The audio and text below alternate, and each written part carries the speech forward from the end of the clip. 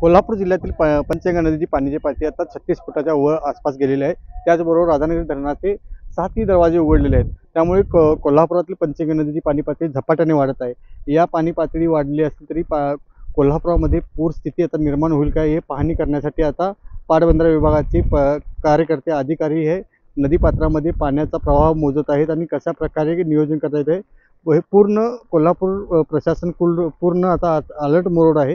त्याचबरोबर कोल्हापुरातील सर्व नदीकाठच्या गावांना सतर्कता इशारा दिला आहे। त्याचबरोबर नागरिकांनी सतर्क राहावं, नदीकाठच्या गावातील नागरिकांनी तयारीला लागावा असाही आदेश एक प्रकारे मिळेल थोड्याच वेळात। कारण आता 36 फूट ही पंचगंगा नदीची पाणी पातळी, 39 फूट ही इशारा पातळी आहे।